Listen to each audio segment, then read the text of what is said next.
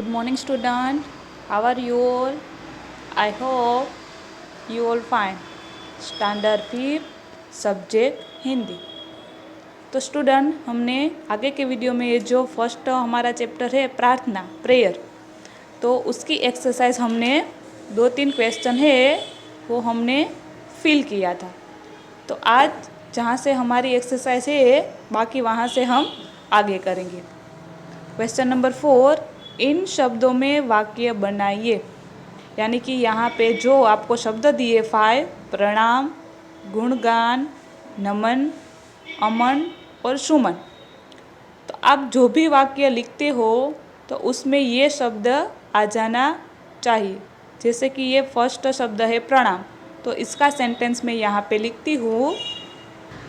ये जो फर्स्ट शब्द है पहला प्रणाम, तो मैंने यहाँ पे वाक्य लिखा है हमें प्रणाम करना चाहिए।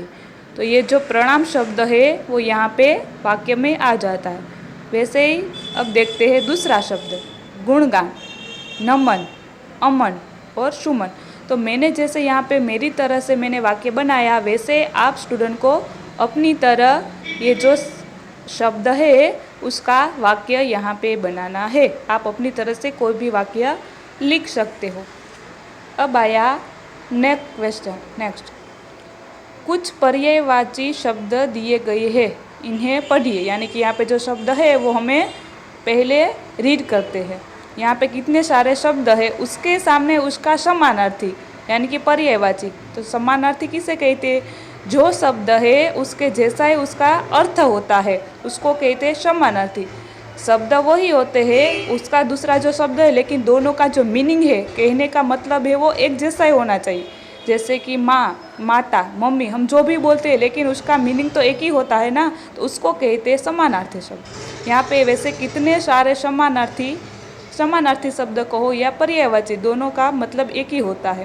तो यहाँ पे हमें ये वो शब्द है वो दिया है, तो हम उसको पहले रीड करते हैं।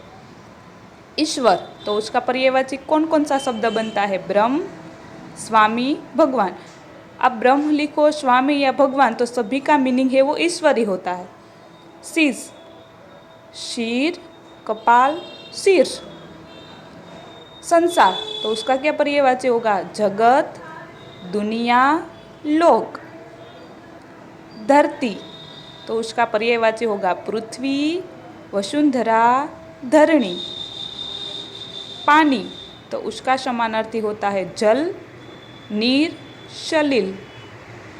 हवा, हवा का समानार्थी शब्द पर्याय शब्द होगा पवन, वायु, समीर।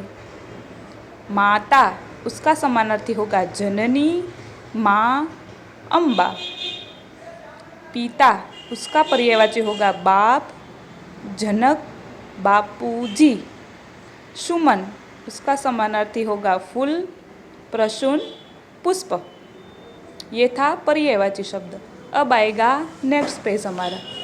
यहाँ पे लिखा है हिंदी वर्णमाला, वोवेल्स, व्यंजन, कॉन्सोनेंट्स। यहाँ पे स्वर भी दिया है, व्यंजन भी दिया है। आपको ये जो कलर की लाइन में दिखाई दे रहा है वो है स्वर, अ से लेके औ, अम और अ सब दिया है। और नीचे ये जो बॉक्स में दिया है वो है पूरा का पूरा व्यंजन, तो हमें सिर्फ रीड करने के लिए दिए। तो पहले हम रीड करते हैं क, ख, ग, घ, च, छ, झ, ज़, ट, ठ, ड, ढ, ण, त, थ, द, ध, न, प, फ, ब, भ, म, य, र, ल, व, श, स,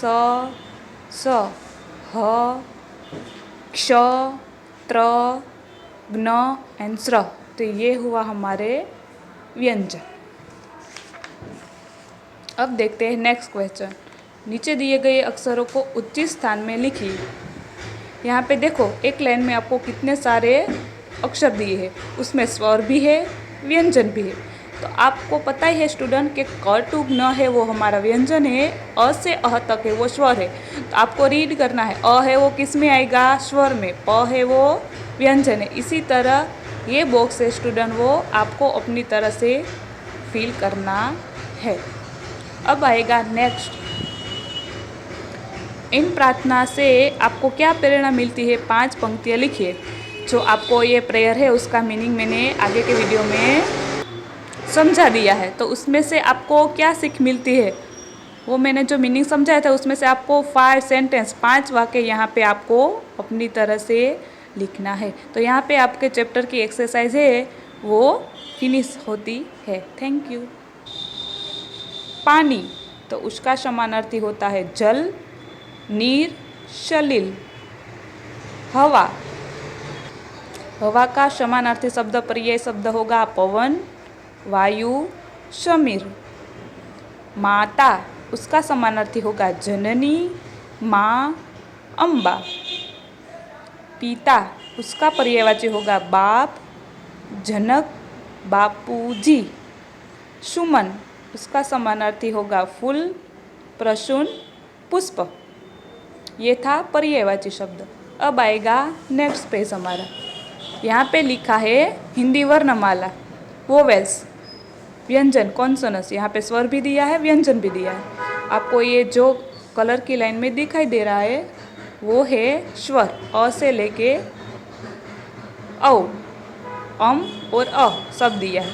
और नीचे ये जो बॉक्स में दिया है वो है पूरा का पूरा व्यंजन, तो हमें सिर्फ रीड करने के लिए दिए। तो पहले हम रीड करते हैं, क, ख, ग, घ, च, छ, ज, ज़, ट, ठ, ड, ढ, ण, त, थ, द, ध, न, प, फ, ब, भ, म, य, र, ल, व, श, स, स, ह, क्ष, त्र, ज्ञ एंड स्र। तो ये हुआ हमारे व्यंजन।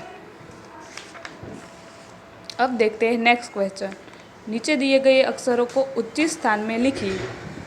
यहाँ पे देखो एक लाइन में आपको कितने सारे अक्षर दिए हैं, उसमें स्वर भी है, व्यंजन भी है।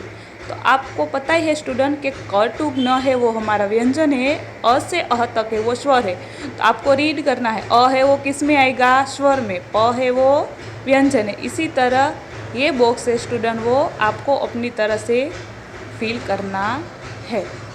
अब आएगा नेक्स्ट, इन प्रार्थना से आपको क्या प्रेरणा मिलती है, 5 पंक्तियाँ लिखिए। जो आपको ये प्रेयर है उसका मीनिंग मैंने आगे के वीडियो में समझा दिया है, तो उसमें से आपको क्या सीख मिलती है वो मैंने जो मीनिंग समझाया था उसमें से आपको 5 सेंटेंस, 5 वाक्य यहाँ पे आपको अपनी तरह से लिखना है। तो यहाँ पे आपके चैप्टर की एक्सरसाइज है वो फिनिश होती है। Thank you.